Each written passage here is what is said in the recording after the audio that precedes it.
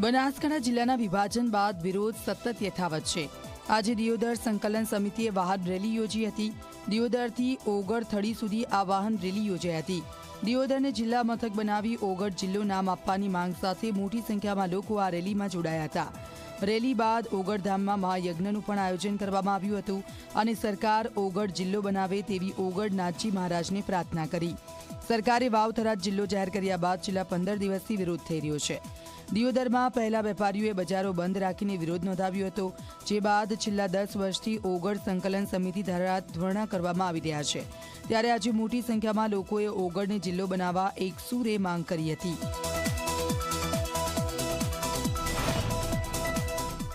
આ વિસ્તારનો કોઈ પણ પ્રશ્ન હોય, આ વિસ્તારની પ્રજાની જે કંઈ માગણી હોય એ માગણી રાજ્ય સરકાર સુધી પહોંચાડવી એ મારું કર્તવ્ય છે અને આ વિસ્તારની જનતાને ન્યાય મળે એના માટે હું મારાથી બનતા પૂરા પ્રયત્નો કરીશ।